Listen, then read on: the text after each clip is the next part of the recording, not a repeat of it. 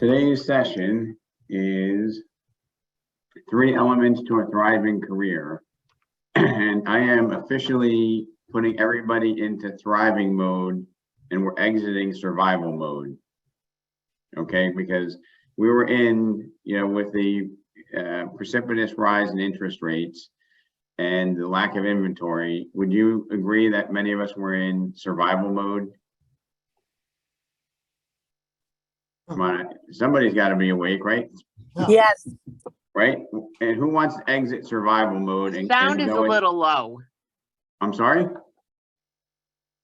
No, it's okay. Sound is a little low. Oh, I hear you fine. Okay. Yeah. So today we're exiting survival mode and we're turning it on to thrive mode. Okay. And I just want to highlight what the definition of these two are, right? The definition of thrive is to prosper and flourish. And the definition of survive, which is where we've been, is to continue to exist. All right. So we were all in that. We wanted to stay in the business and continue to exist. Now we're going to be prospering and flourish. I'm excited about it. Maybe I'm the only one. I'm excited about it too, Rob. All right. Fantastic. 2 of us out of whatever we have here. I'm excited about it too. All right. Now we have momentum. So I'm extremely excited. all right, Andrew, and congratulations on your new role. Thank you very much. So when I look at our business, and I work with a lot of, top high performing individuals. And by the way, I've been blessed to meet some of our people last week at our meet and greets in Southeast Florida. And what a bunch of great, talented additions we have to our team. I want to simplify the process and make it a little bit less stressful. Okay. And does anybody also feel like this business can be like distracting, stressful, chasing shiny objects, worried about what's going to happen, right? I think we all have elements of that in our heart, and that creates additional anxiety that we don't need.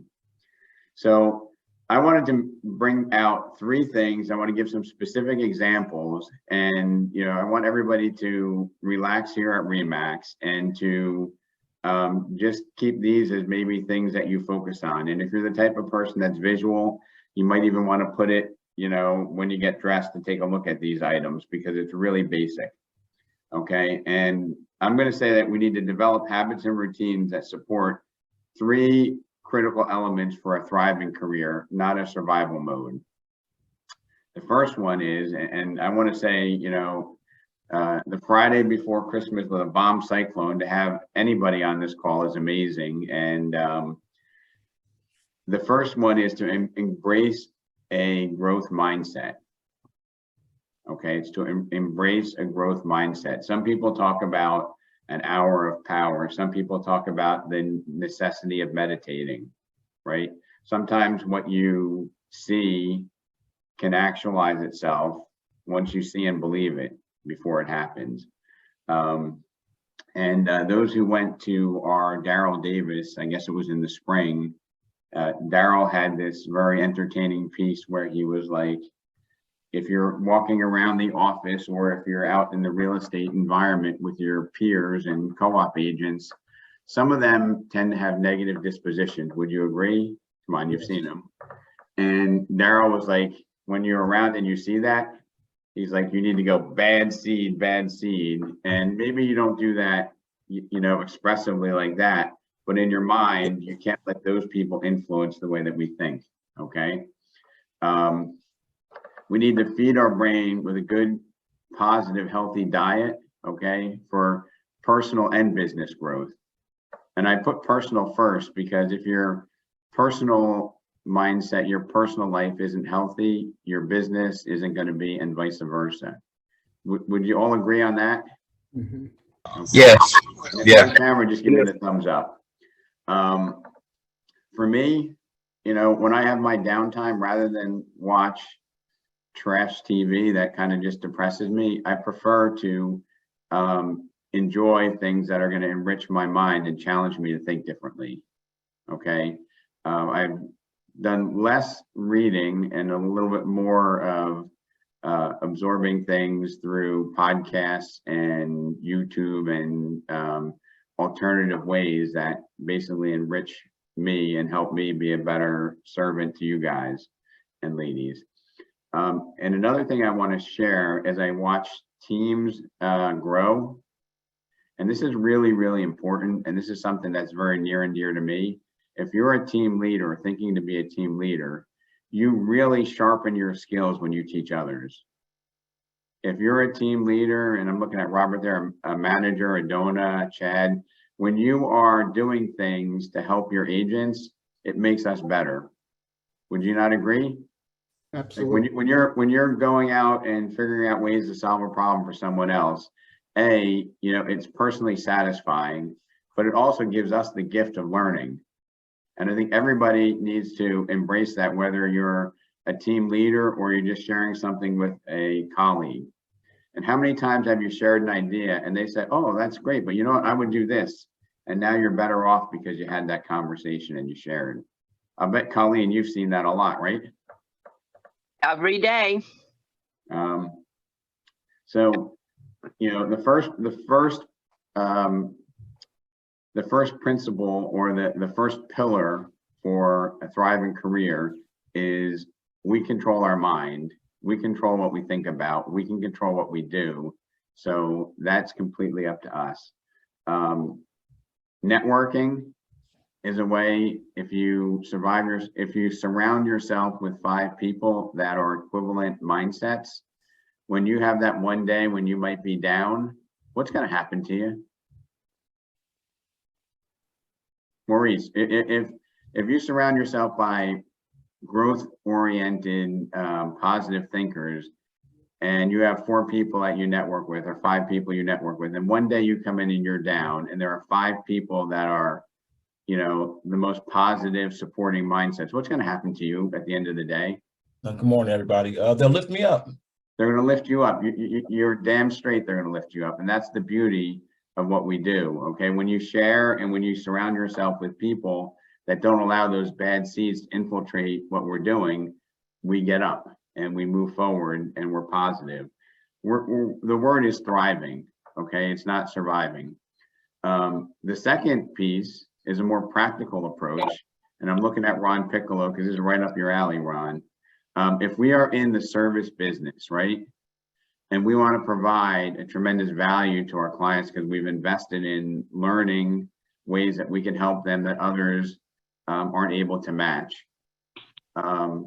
What a pitiful party it is if we have nobody to share it with, right? So how do we bridge that gap, Ron? What do you, huh?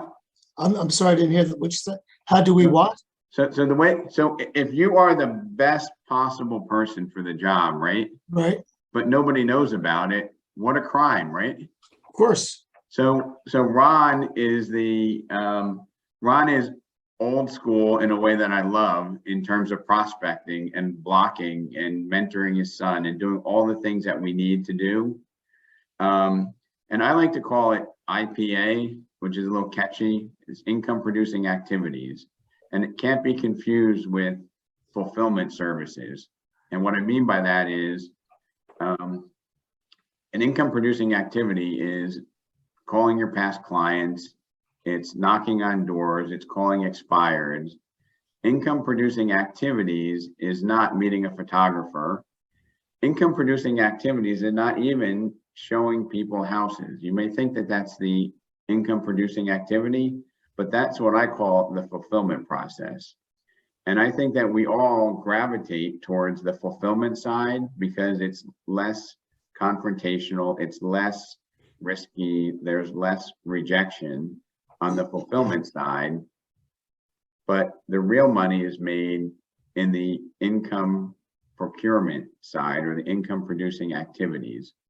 And those are things, door knocking, cold calling, calling past customers, all of those things. And I'm even going to be more controversial and say income producing activities are not even getting reviews. That's like a fulfillment process. And the way that I think about it, and some of you might even say, well, you can outsource the lead generation process. And you are accurate, but I think that we need to be skilled and adept at attracting business to us. Getting reviews, cleaning up your website, all of those things, okay, those are more systems, efficiency, organizational things that we need to do, which is number 3. So we need a healthy, we need a healthy garden to plant all these ideas and to start with. Then we need to dedicate the time, like, it's raining here in New Jersey, it's cold out, it would be easy to stay in bed late, but you guys made a decision to get up and get on a call so that you can grow, okay? Everybody has days they don't want to work. It's just the successful people have those same days and they make a different decision. They say, I'm going to do it anyway, okay? The third piece, which is something that I think often gets neglected and often becomes overwhelming, because it's like if you have an assignment to do back when you were in school, if you keep pushing it off and then it's due in 2 days, is there more anxiety than if it's due in 2 weeks? Right? And what happens if it's due in 1 day? Does it get to be high anxiety and maybe you are even addressing it less efficiently because anxiety is taking over your natural skill set, right? Absolutely. So you can't, I'm going to say this, Ron, and you can even challenge me, but if your goal is to prospect an hour and a half a day, or an hour a day, or 2 hours, whatever it is, something that's manageable, it's highly unlikely that you can defer it till Friday and do 8 hours of catch up. No way. Right? You're gonna wake up on Friday and I have a headache. I don't want to even go to work because I'm stressed. Right. Would you agree with that, Ron? Absolutely.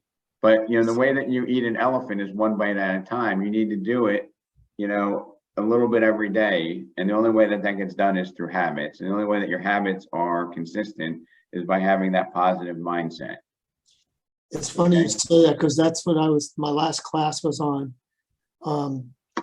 Having small bites and having a schedule, or set your times when you need to do the things that are going to make you successful, and block those times out and stick to that schedule.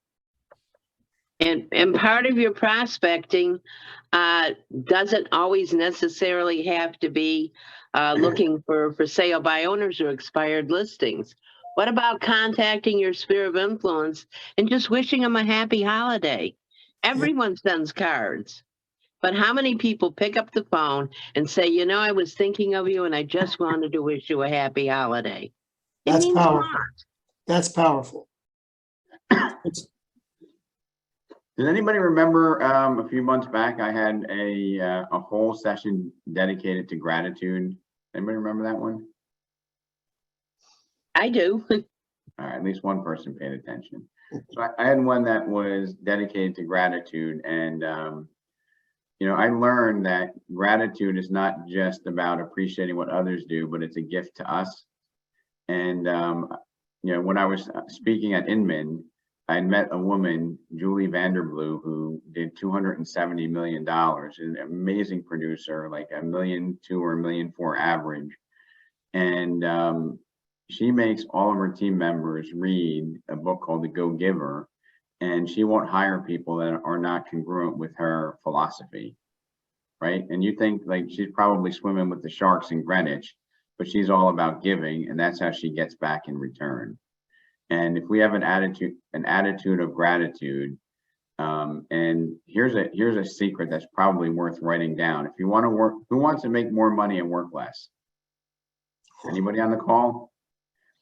So here's the secret. If you absolutely love what you do, it's not even like you're working, right? So if you love what you're doing, the day flies by and you're passionate about what you're doing, you're more successful.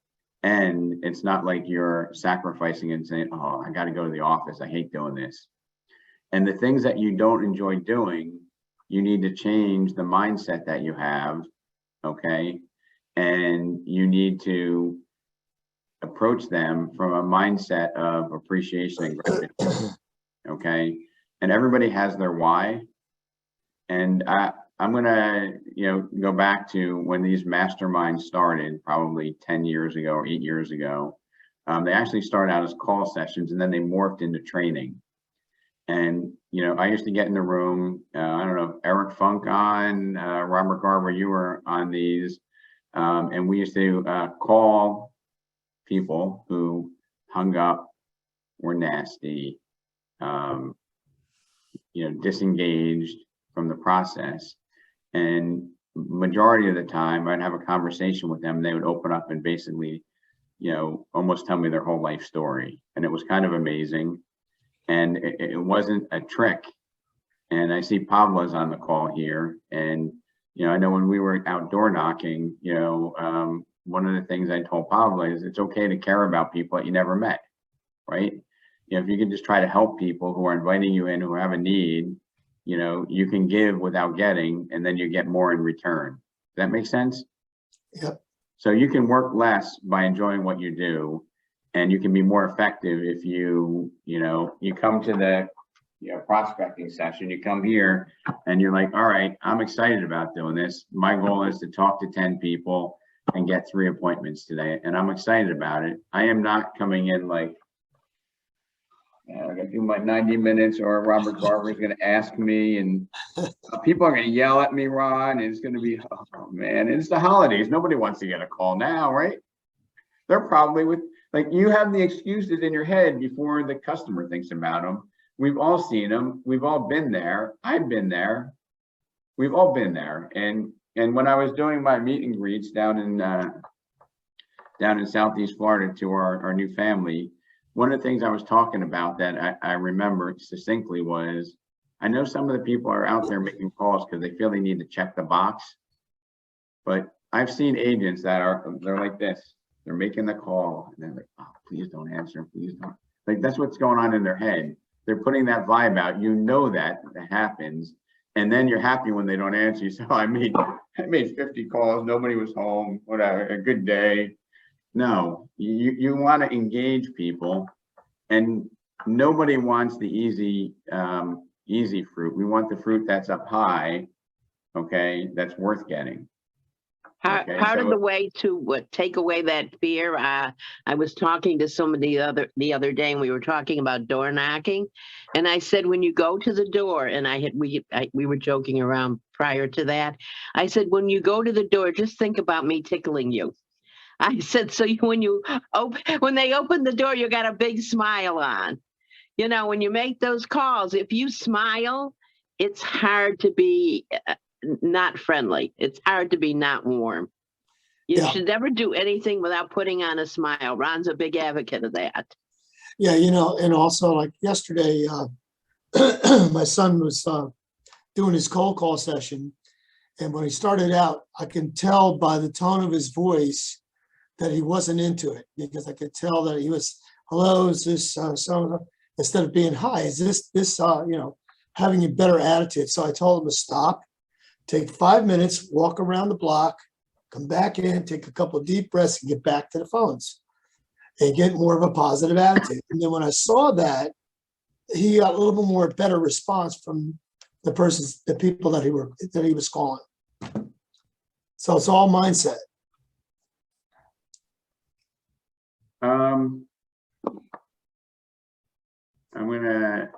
Lisa, are you able to talk? Which Lisa? You. Yes, I'm here. Lisa with the difficult last name. Okay, that's me. So, Malservisi. Malservisi Cornilo. that's what I said, difficult to say. So Lisa, Yes. let me ask you, what do you think a Mexican restaurant makes on a dinner for two? What's the profit margin? I'm not a restaurateur. What do you think? What do you think it costs to go to dinner? Maybe $30 a person, right? Oh, for a Mexican dinner? Yeah. Yes, maybe depends. So maybe Dinner or lunch? Let me know where that restaurant is. That's pretty cheap. Yeah, dinner or lunch? Lunch, yes, but dinner maybe no. Well, I no, would I'm say saying $30 a person, Ron, or $50 a person. You go out and you spend 80, $100, right? yes. Okay, and how much do you think that of that $80 to $100 might be profit in a restaurant business? Probably very low, right? Maybe Small part, $10, small. right? Mhm. And what's the profit on one of our average real estate transactions, Lisa? What do you, if you were to back out what you spend, Lisa, versus your transactions, if you make a check for $15,000, how much of that you think is profit for you, Lisa? Out of the 15,000, 8, 10, yes, 7, right? So and you at make least. $7, $8, $10,000 per transaction. I love this idea. I shared it with the team leaders. This Mexican restaurant that Chad and I went to had on a card that they gave with the bill, 2 QR codes, one that says review us on TripAdvisor and one says review us on Yelp. Why don't we have that on our cards, or have a card like this say, give me a Google review, give me a Zillow, give me a realtor review? Who loves that idea? That's I great. do. I love it. I love it too. QR codes are going to be the future. That's what's happening right now. Excellent idea. I Right, put a so- QR code on my business card, but it goes to my website, not for a So for those of you who don't know, Chad gets credit. He picked the restaurant. That's cool. So, you know, if a restaurant that can make $10 is giving me 2 QR codes to do a review, we need to get on that bandwagon immediately and start doing this. Okay. And that's part of the third step, which is like the fulfillment process. And I just grab my notes here. So in the fulfillment process, or the third process, the third step is focus on improving systems for efficiency and delivering quality service to clients and prospects. Working on your marketing campaigns, marketing materials, emails, mail campaigns, list building, review collection, and more. Okay, if you do these 3 simple things, I hate to tell you, the pressure's off. You can have fun, surround yourself by great people, and you can prepare to pivot to the thrive. Pivot to the thrive. And for many of you who've been on these topics for more than one time, you know, it's human nature that in order for it to become second nature, you have to hear it 7 times and probably 2 or 3 different medias. Okay, so you might hear it on podcasts, you might experience it in person, and you might see it on YouTube or on our sessions. But these things, if you're sitting here saying, am I wasting my time listening to this material again? I'm going to tell you that you're not. And I'm going to tell you that I'm here because I believe in the mission. I believe that this is what's going to help everybody pivot and not operate from fear. When you're operating your business from fear, do you think, and I don't know, if you don't want to be called on, you can, you know, wave your hand, but Dan, do you think working from fear, Dan Gagnon, is a good way to operate, or you think that's a very limiting way? A very limited way. Right. So if you're fearful, you're going to be hesitant. Your voice is going to pitch up. You're probably going to be less likely to do it consistently. And if you're working from a position of confidence, gratitude, servitude, but not arrogance, I think that that's going to be the way that we serve our clients at the highest level. And if you look at a magnet, right? I don't know if you've ever remember when you were younger, Dan, if you had a magnet, you put it one way, it attracts the metal, right? What if you turn it around the other way? Repels, yeah. It repels it, right? So we're either attracting people to us, not really shamelessly selling, but we're attracting from value, or, you know, there's something that's deficient in the way that we're communicating, and that magnet is reversed and is propelling people away. And that's great business. Some other examples that I wanted to talk about in terms of systems, and, you know, everything kind of comes together. There's some overlap on it, but I remember when I first started out in the business here in Westfield, there was a lady that came to us. Her name was Judy Bell. She was somewhat disorganized. She had the heart of gold. She was the most tech unsavvy person I ever met. But she did 12, $15 million 15 years ago. And you might ask yourself, how does she do that? And this person, Judy, loved people. And even though she was technology deficient, she probably did open houses 50 out of 52 weeks of the year. And I remember her telling me that I've been doing this business a long time. If people invite me to a holiday party or an event on Sunday, they're basically uninviting me to that event because they know that on Sundays is when I do my thing.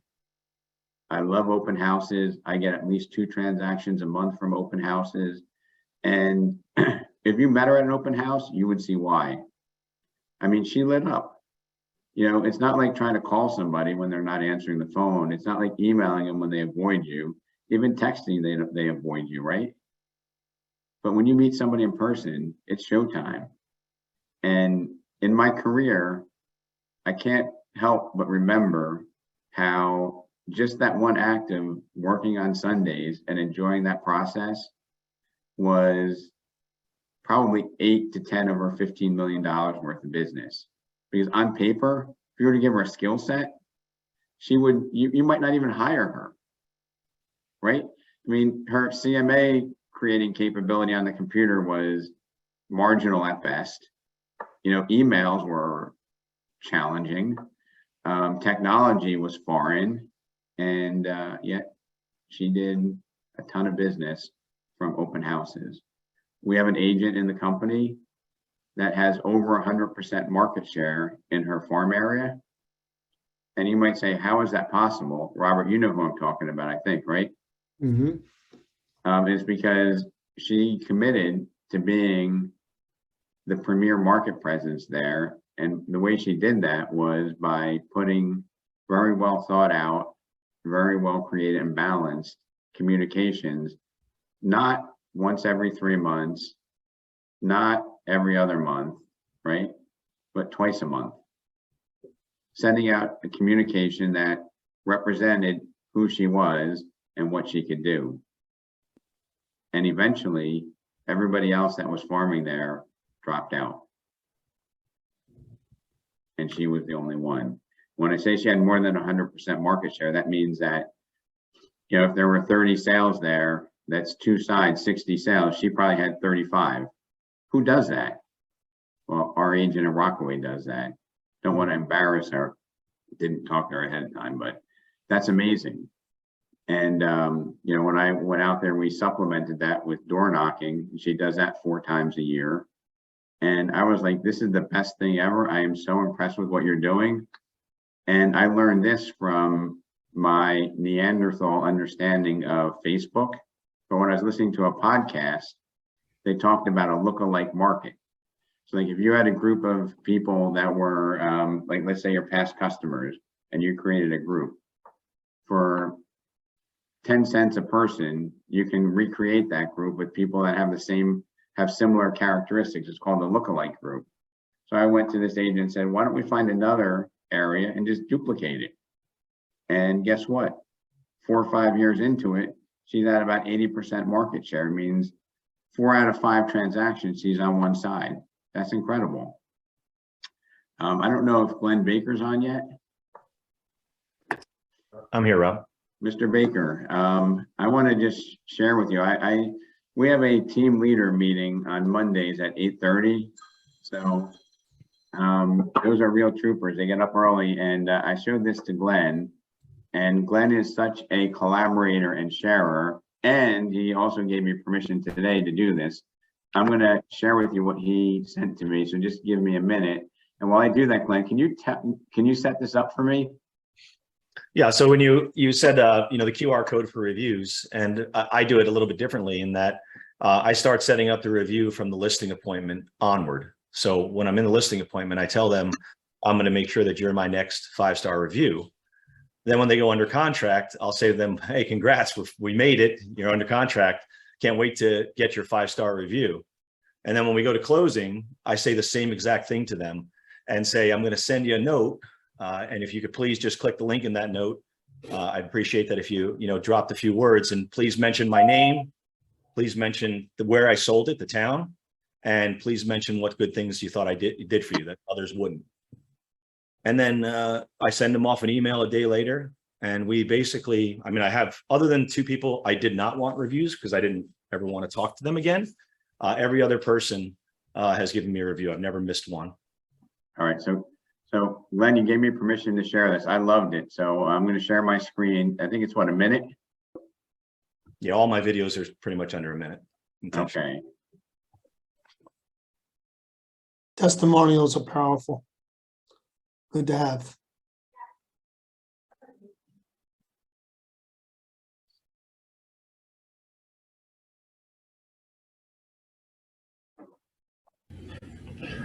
Thank you for allowing me to help you with your home. May I ask a small favor? Below you'll find a link to Zillow. We live in a review society. It would help my business immensely if you could fill out a brief review and let them know how I serviced you. Thanks in advance. Have a great day. Perfect. Now, I think most of us can probably put together that 18-second video. Most of us can, but unfortunately, probably most of us won't. And Glenn, I appreciate you sharing. I know, when Glenn and I met before he joined us, one thing that we had in common, other than being mathematically spreadsheet driven, where we have an abundance mindset. And that's why Glenn, I don't have to ask him, he sends that to me and says, here's something that I did, knowing that I'm the guy that's going to share that. And I just think that's awesome. How many reviews do you have, Glenn? I think 171, roughly. That's amazing. So there's another idea that you can take and run with.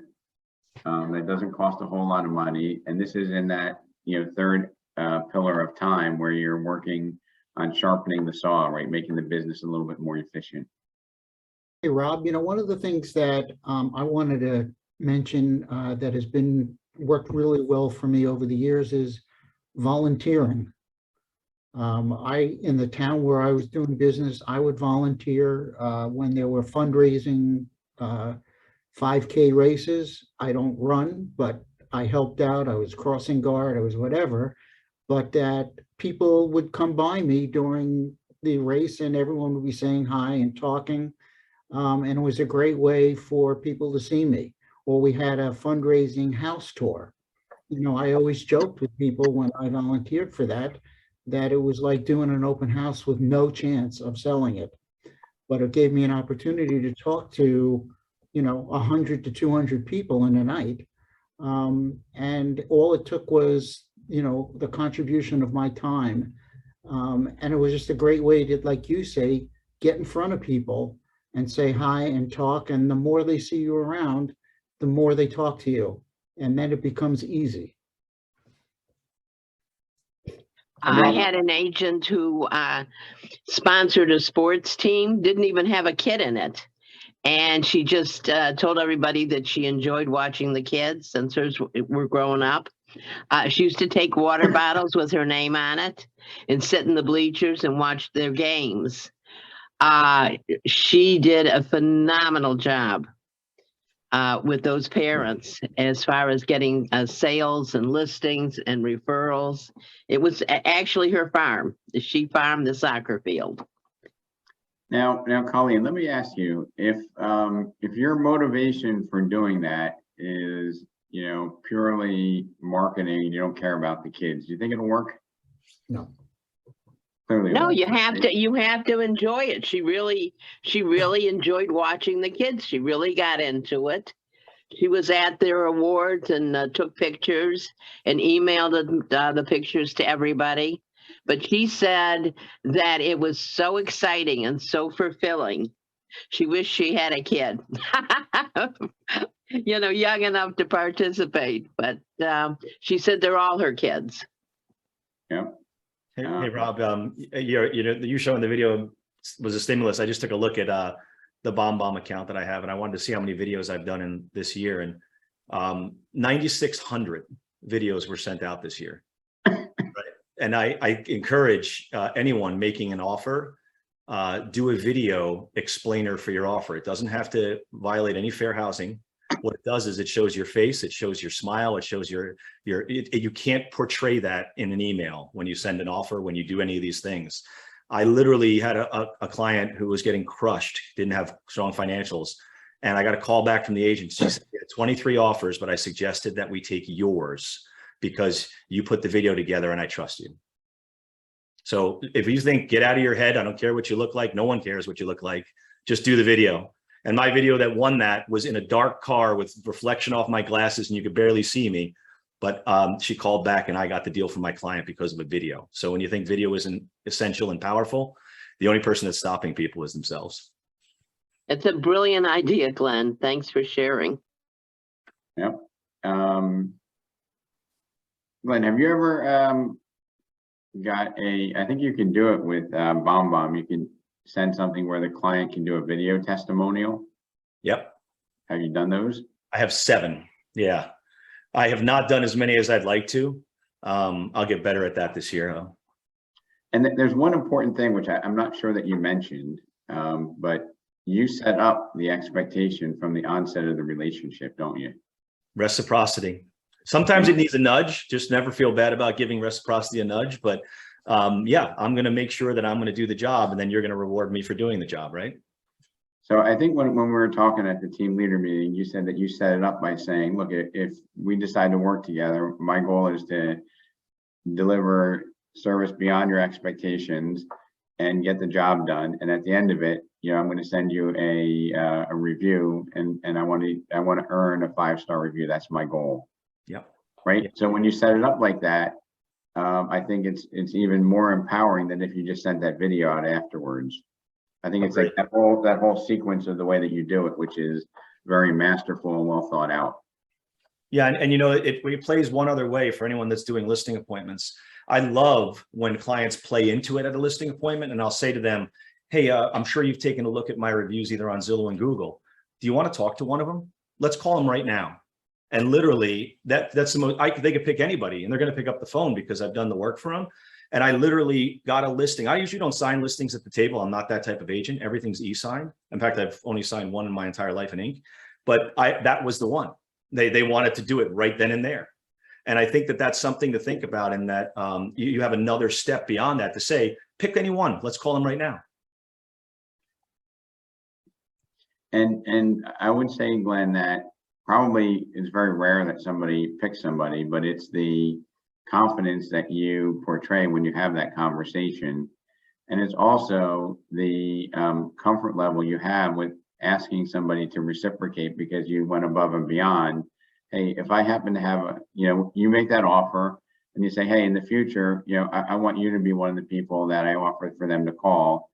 Would you mind if I offered your number out if there's somebody who didn't know who I was? And they'd probably say, oh, absolutely, Glenn. If this works out, please, call me. I'd be glad to talk about how well it went. Yep. I don't know a thing I've purchased off Amazon that didn't have 4.5 to 5 stars, right? So why would you purchase something from an agent that doesn't? Yep. And one takeaway I'm going to ask everybody to do is go to your office website, Google your own office and put a review for your office about working there. Because when that office reviews turn more positive and there's more reviews, we're going to be more visible, which means that connectivity between us and the office helps everybody, right? All boats rise with the tide. So we have 75 people still on. Please, when you're done here, or make a note and check it off when you do it, go Google your office and put a positive review. Great idea. Okay. I don't know, is Mr. Bruce Oliver on with us, or is he taking it off today? I don't see him.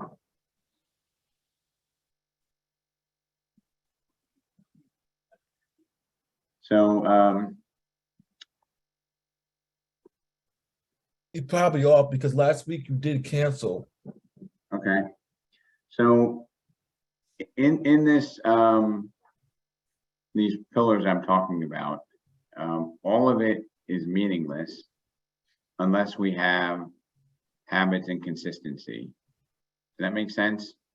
Right? And I'm gonna prove this to you in a very tangible way.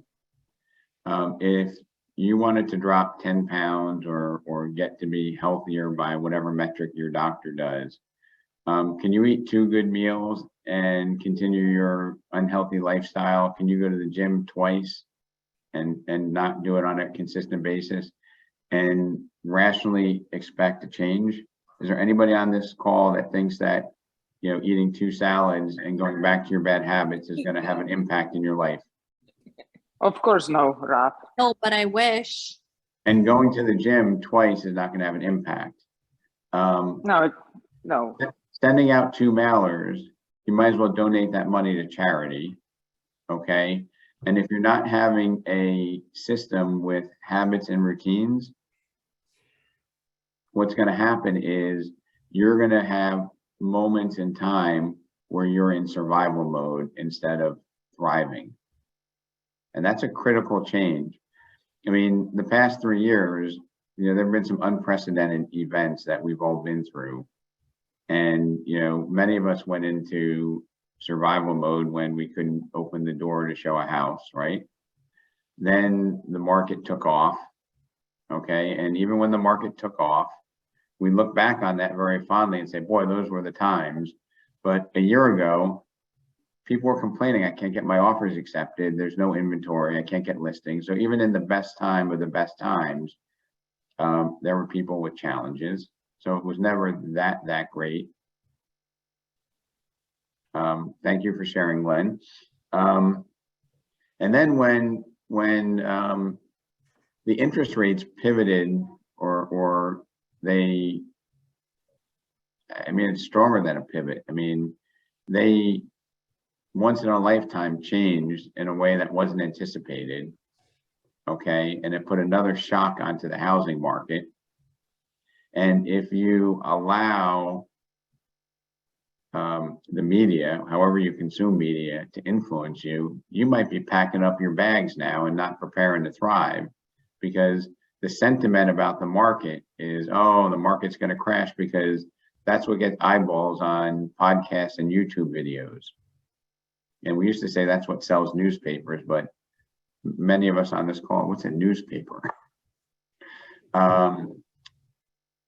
So I just think that, you know, we have it within us, but we have to be honest.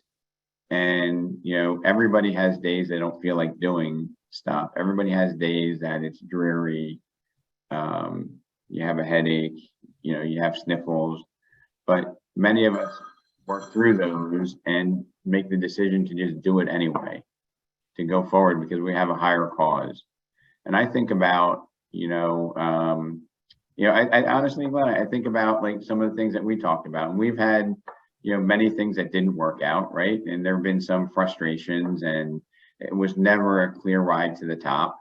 But I'm going to say, I hope you understand that, you know, I care about your business. I value your opinion, and that eventually, you know, in a month, we're better off than we were a month ago.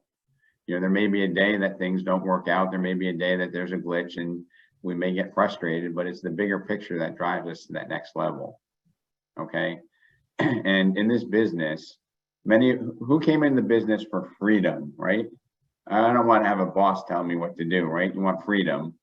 I know most of you did that, but freedom's a double-edged sword, and freedom without discipline can really cut hard the wrong direction. Okay. And, you know, I'm going back probably 2 years ago. I had a mastermind that talked about, you know, if you really were to evaluate your income producing activities, I think it was probably $90 to $650 an hour for these activities that we do. Yet most of us avoid them because they're uncomfortable. We might get rejected. But yet, if I went to, Alexa, if I went to you and said, if you can get paid $625 an hour, you show up at 9 in the morning, you leave at 5, You can't be late and you get exactly 1 hour for lunch. Would you sign up for that job? Hold on. Alexa? I think she's trying to talk. I'll go to Lisa. Yes, I would, yes. Okay, so you would, right? And Yes. if you had a little headache, right, or the sniffles, right, and you weren't gonna infect anybody else because you're working in your private office, would you show up most of the time, even if you had a little headache, if you're making Yes. $6.5 an hour? Yes, Lisa, would you do that? yeah, I would, yeah. I got- Absolutely. Lisa would do it. Maurice, would you show up if you got paid $6.25 an hour? To do my job, yeah. If I said you have to be here by 9 and you get an hour for lunch, you leave at 5, you get paid $6.25 an hour, you're making calls. You would do that if you knew that there was certainty to that. But yet we do know that if we do the right things, there's a certainty of an outcome, but it's easy to push off. Human nature is a bitch. It will allow us to sabotage ourselves unless we have the discipline. And let's face it, why do most top producing agents hire a coach? Oh, to be accountable, yeah. Yeah, it's more about being accountable, Alexa. Staying on track. Yeah, I think it's more about having somebody that you know cares about you, that's going to keep you on track, than it is about teaching you a few little secrets that's going to move your business to the next millennium, right? It's really about the accountability and doing the things consistently.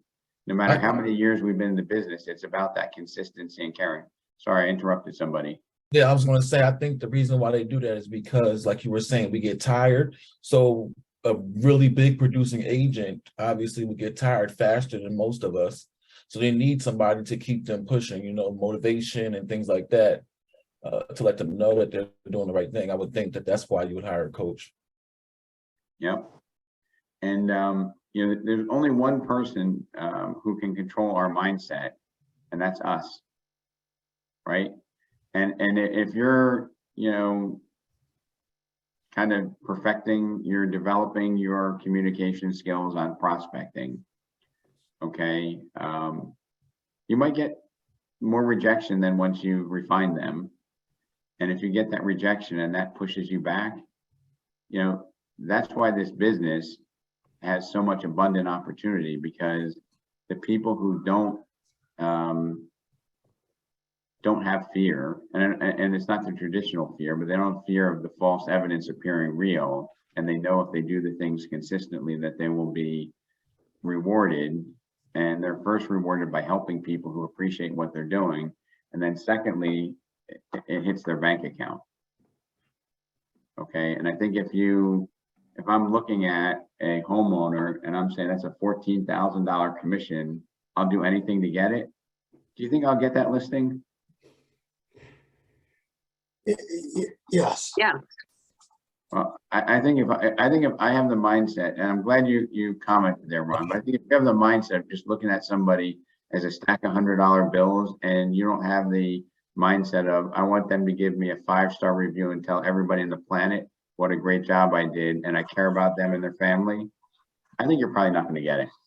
No. And I'm going to be controversial and say that, because, you know, do we not have a sense that you can't write down, but you have a sense if somebody's being honest with you or not, right? And I can't tell you the exact way that we detect it, but I think the human nature tells us, I don't trust that person after a 15-minute meeting, or you know what?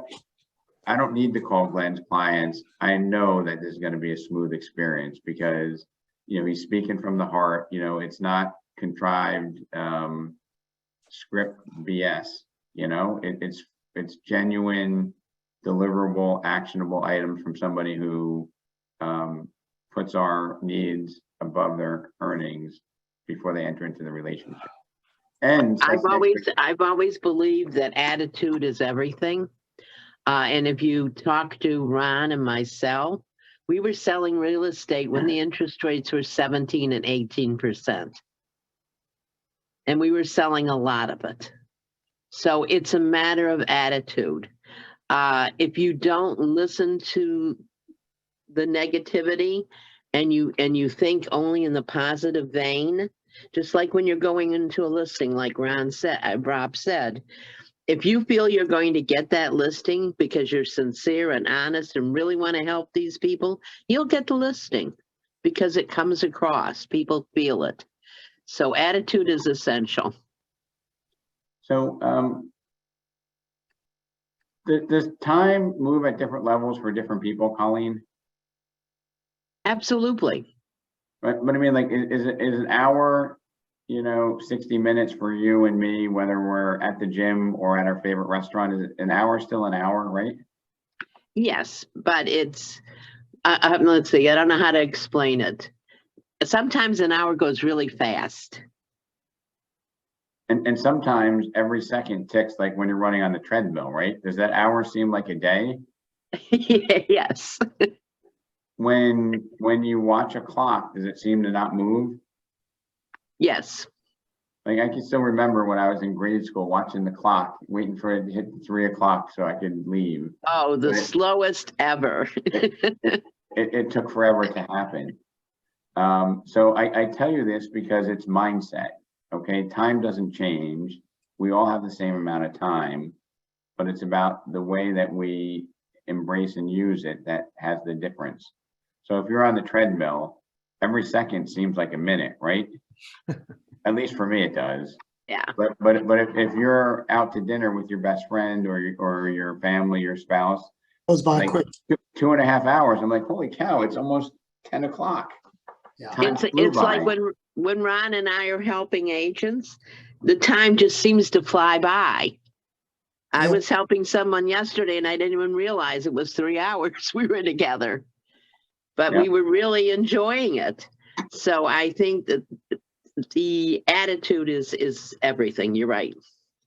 Yep. And if you make the decision that you love what you do, even if it's the things that you're not most comfortable doing, life gets easier and you move from survival to thrive mode. Okay. And I think that that's something that, when interest rates went up and transactions went down 35% in 60 days, I hate to say it, but these meetings were about survival, right? These meetings were giving you tangible techniques so that we could stay relevant, serve customers when there was tremendous uncertainty in the marketplace, right? People didn't know if when the rates went from 3 to 4.5, people didn't know if they're going to go back to 3 or if they're going to go to 7. Okay, so some people froze, but it was the people who were in survival mode that got that message out that ultimately, are still here, still now in thrive mode, right? Because if interest rates go up, okay, people now have an expectation that rates aren't going to be 3% anymore. If interest rates go down, it's an opportunity to reconnect with people, okay? As we turn the calendar in January, that commentary that Bruce shared with us, and I think, did everybody get the notes from last meeting, including the piece that Bruce Oliver prepared? Yes. Is that not exciting to talk to people about? Yeah. Right?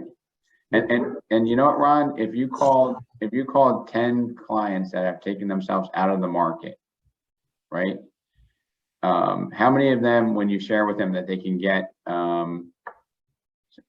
Carrie, he's in. If you talk to 10 people, Ron, how many of them do you think when they find out that 500 is now 608,000 are going to be excited to get back in the market? A good percentage of them. So I'm thinking if you got Oh my God. 30% of them, right, and you had a 70% fail rate, you are the bomb. You're the rock star of all rock stars. But what our industry does and what human nature is, when you talk to 4 people, they're like, yeah, that's great, but we're still sitting on the sideline. They're like, huh, that dialogue that Bruce shared just doesn't work, right? But if you were to get 1 out of 10 and you talk to 10 people and you got 1 extra person back in the market, and it was the right decision for them. Not that we're gonna, you know, create a cloud of confusion. I think we want to have a cyclone bomb of information that's relevant, right?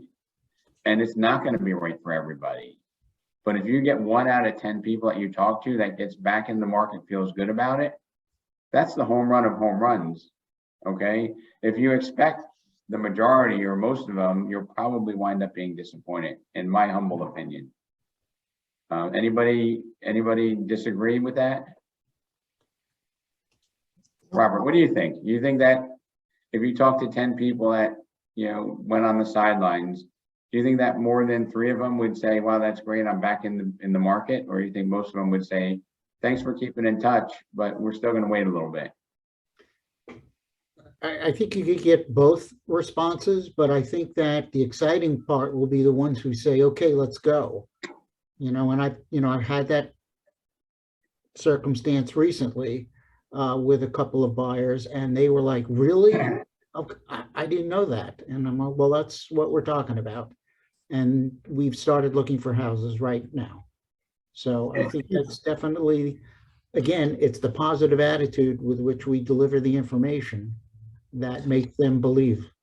And it's like if somebody does a mailer, you know, just sold mailer, right? They mail out 300 pieces and they say, you know, Robert, that didn't work. I only got 2 phone calls and 1 listing. What the hell were you expecting? Like, that's great. That's fabulous. So I want to wish everybody a happy holiday. If you celebrate Christmas, Merry Christmas, Happy Hanukkah. Next Friday, I will be on a boat. I'm going to try to do this with my family. And if I have bad internet, I'll have a contingency plan for that. So we'll still march on. I hope many of you spend time with your families, and, you know, if you're not on, I completely understand that. And I just want you to know that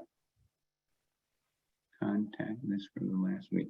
I just want you to know that I'm super excited about thriving in the upcoming year. You know, we're here to help and serve, and, you know, maybe we don't always get it right, but we always have the best intentions.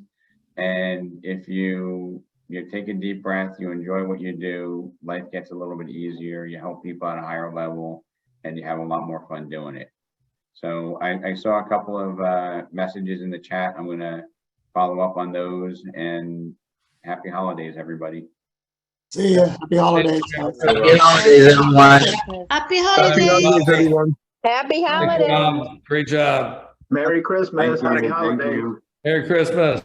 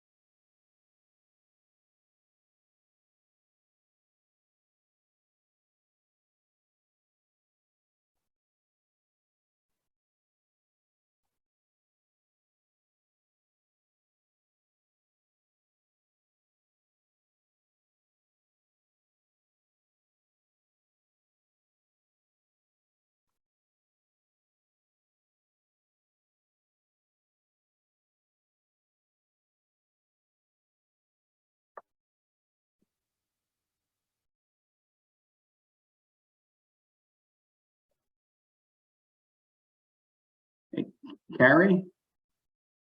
I see you're still on, Carrie. What was that you were looking for? Or did you? Sorry about that. Hi, Rob. Nice to meet you. Yeah. Can you hear me? I can. Sorry, I didn't shut it off. You mentioned something you guys did a few days ago, some sort of report you had. I missed Yes. that. The analysis for listing conversations, the CMA. I'll resend that out. Can you just give me your email? Because I think I sent it out to everybody. Yeah. Maybe I had It's it my wrong. name. It's my name, Carrie Hazen @bellsouth.net. And I'm sorry I didn't get to meet you when you did the meet and greets last week. It just, the timing didn't work for me.